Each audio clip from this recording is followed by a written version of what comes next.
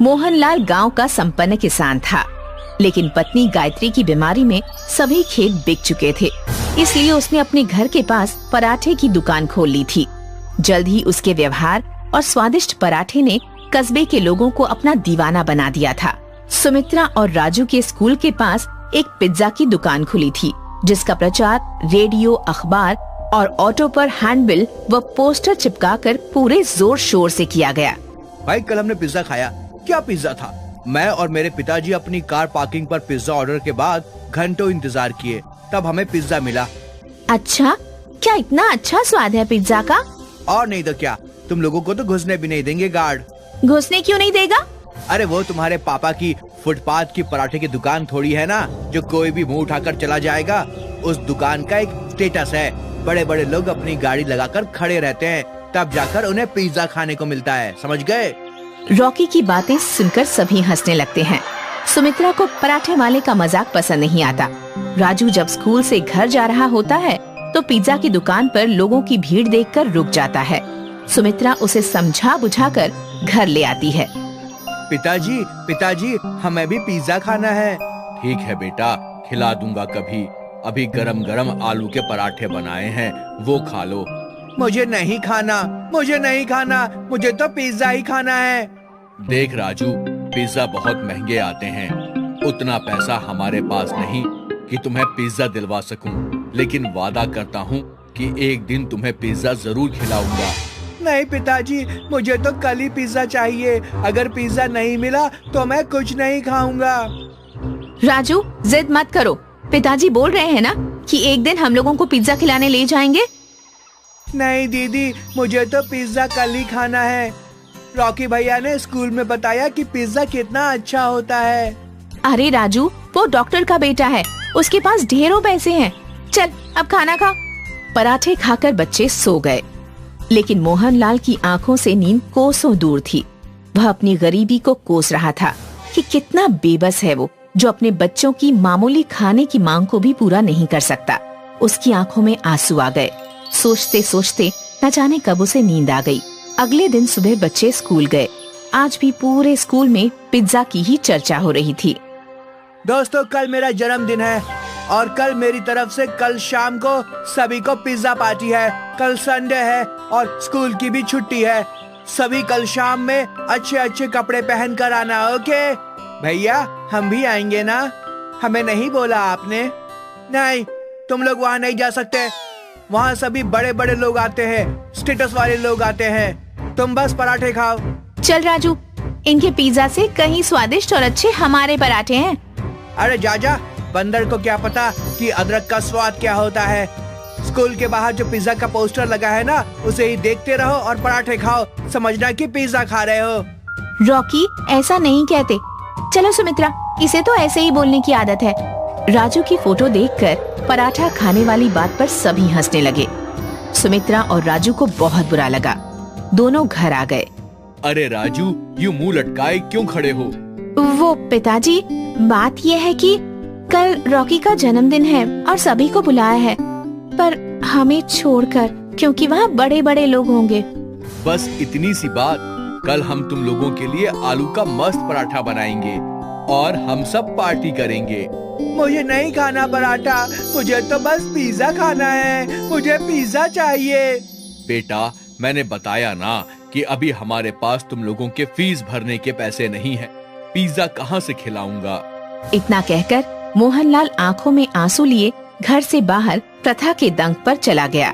राजू, तुम्हें ऐसा नहीं कहना चाहिए था। पिज्जा की जिद छोड़ दे मेरे भाई। जब पैसे होंगे तो हम जरूर पिज्जा खाने चलेंगे। आज तक कभी हमारे पास पैसे हुए हैं क्या? सभी नए नए कपड़े पहनते हैं और हम 2 साल से एक ही कपड़े पहन रहे हैं। क्या हम कभी पिज्जा नहीं खा पाएंगे दीदी? ऐसी बात नहीं है मेरे भैया, हम लोग पिज्जा एक दिन जरूर खाएंगे। उस रात राजू ने खाना नहीं खाया। घर में किसी ने खाना नहीं खाया। सुबह मोहनलाल उठा और बाजार चला गया। वापस आया तो देखा कि राजू अभी तक सो रहा था। सुमित्रा से पता चला कि राजू अभी भी रूठा हुआ है, खाना भी नहीं खाया है। उठो बेटा, आज हम तुम लोगों को पराठा पिज्जा खिलाएंगे।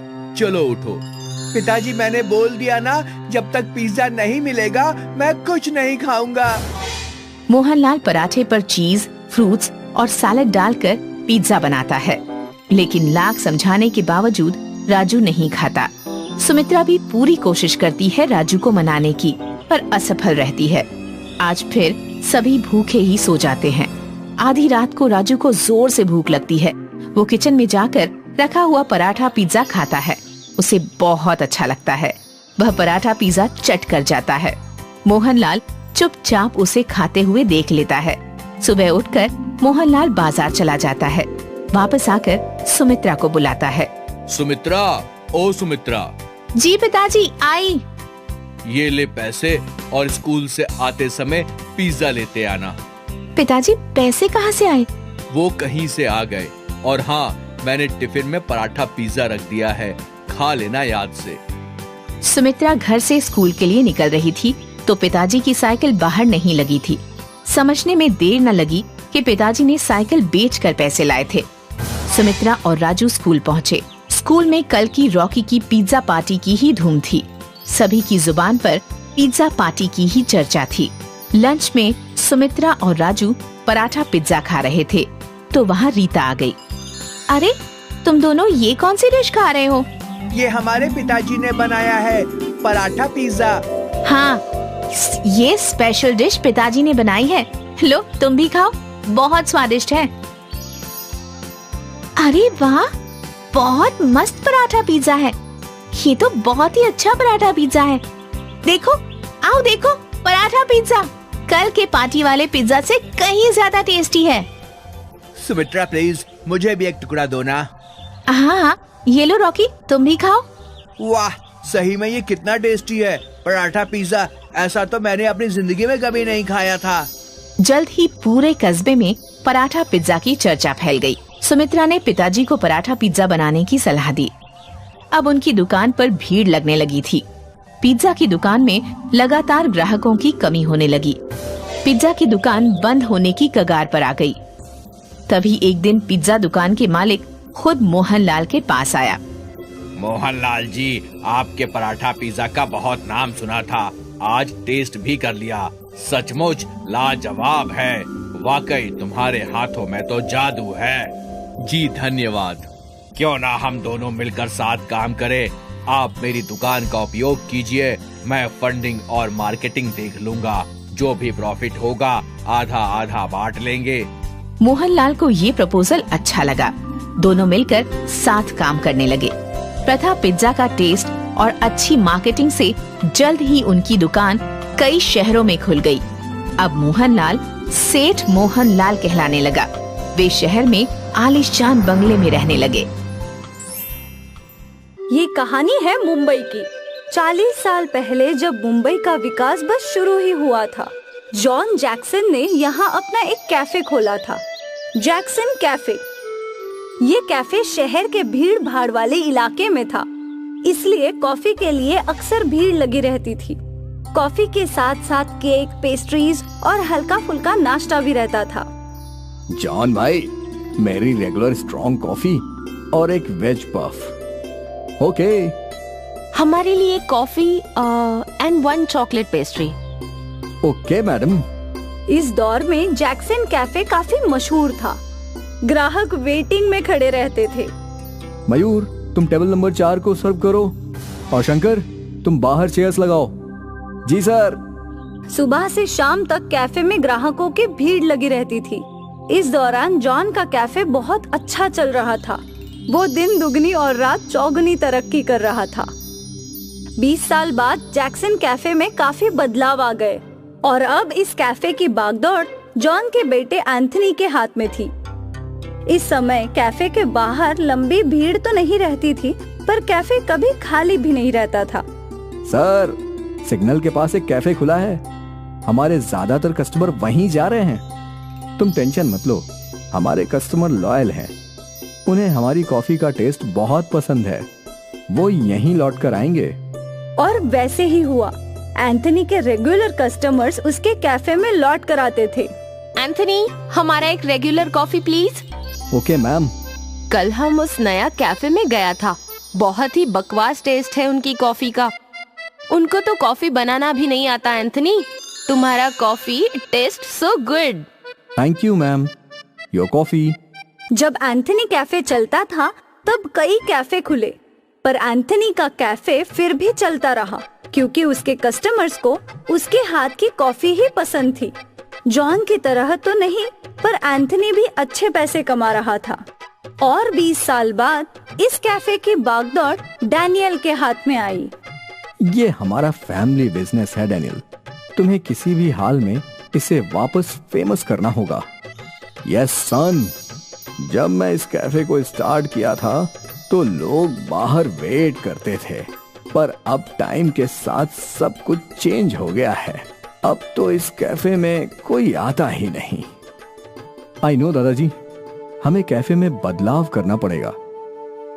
हाँ, मेरे टाइम में इस पूरे एरिया में बस हमारा ही कैफे था। इट वॉज न्यू देन, और हमारी कॉफी और स्नैक्स का टेस्ट भी यूनिक था। उस टाइम में वेज पॉप्स बस हमारे कैफे में ही मिलते थे। तुम्हें भी कुछ ऐसा ही यूनिक करना चाहिए। मैंने भी कैफे में पिज्जा स्टार्ट किया था यही सोच के, पर अब मुंबई में इतने सारे पिज्जा पार्लर हैं कि हमारे पिज्जा का आइडिया वर्क नहीं किया। सो जो भी करो सोच समझ के करना। Anthony, I don't agree with you. Daniel, तुम कुछ नया ट्राई करो। ठीक है दादाजी, गिव मी सम टाइम। मुझे यकीन है कि मैं जैक्सन कैफे को वापस पॉपुलर कर सकता हूँ। और अब डैनियल ने रिसर्च करना स्टार्ट कर दिया। पहले तो मुझे कैफे का इंटीरियर चेंज करना होगा। नेक्स्ट, प्राइजेस ऐसे हैं तो नॉर्मल लोग अफोर्ड कर पाएंगे।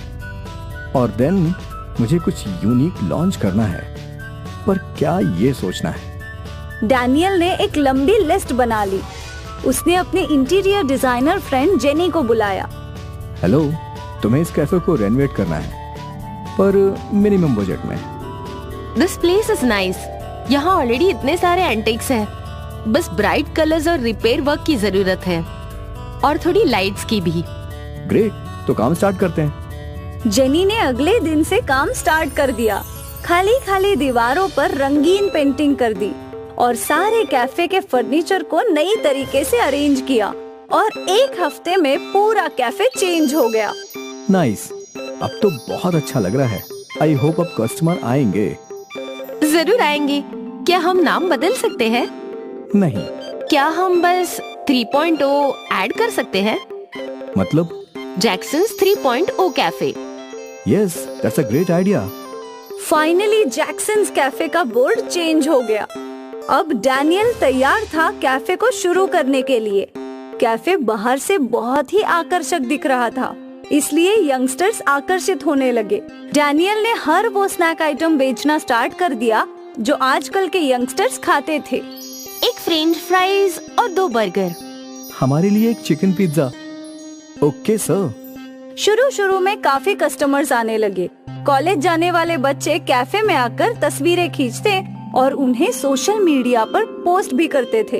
ये देखकर डैनियल खुश था। उसका खानदानी कैफे एक बार फिर पॉपुलर हो रहा था, पर समय के साथ ग्राहक आना कम हो गया। अब धीरे धीरे कैफे खाली रहने लगा। अब डैनियल परेशान हो गया। ऐसे तो मैं वर्कर्स की पगार तक नहीं निकाल पाऊंगा। मुझे कुछ तो करना ही पड़ेगा। उस दिन वो परेशान ही घर पहुंचा। क्या हुआ? इतनी चिंता में क्यों हो? दादाजी, कैफे का सेल बहुत गिर चुका है। लॉस में आ चुका हूँ। समझ में नहीं आ रहा है कि क्या करूं। कुछ नया सोचो। ऐसी कोई डिश जिसे खाने के लिए कस्टमर्स तुम्हारे पास ही आए। Something unique. दादाजी का ये मशवरा डैनियल को सही लग रहा था। वो इंटरनेट पे ढूंढने लगा कि वो क्या नई डिश बेच सकता है। बर्गर्स, पिज्जा, फ्राइज तो वो ऑलरेडी बेच रहा था। तभी उसका ध्यान काले पिज्जे पर गया। काला पिज्जा बिल्कुल अलग था। डैनियल को काले पिज्जे का आइडिया अच्छा लगा। अगले ही दिन डैनियल ने कैफे में काला पिज्जा बनाया। देखने में तो ये काला है, पर स्वाद में बहुत अच्छा है। डैनियल को अपना यूनिक आइडिया मिल गया।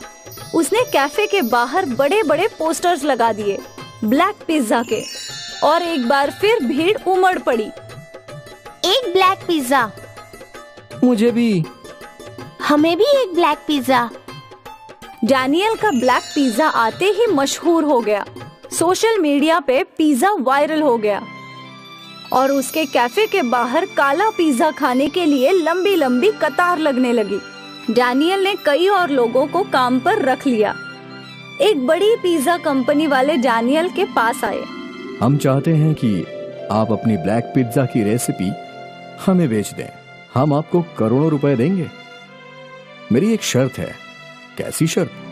आप ब्लैक पिज्जा मुंबई के किसी भी पार्लर में नहीं बेचेंगे। मुंबई के बाहर आप बेच सकते हैं। जैक्सन ने पिज्जा कंपनी के साथ कॉन्ट्रैक्ट साइन कर लिया। उसे अपनी रेसिपी के लिए करोड़ों रुपए मिल गए। जैक्सन का स्पेशल काला पिज्जा मुंबई में बस उसी के कैफे में मिलता था, जिसे खाने के लिए लोग लंबी कतार लगाते हैं। डैनियल ने एक तीर से दो निशाने साधे थे। एक अपने कैफे को यूनिक बनाया और दूसरा अपनी रेसिपी के लिए करोड़ों कमा लिए। जॉन और एंथनी को डैनियल पर गर्व था। जैक्सन कैफे का काला पिज्जा न्यूज़पेपर की हेडलाइन बन गई थी।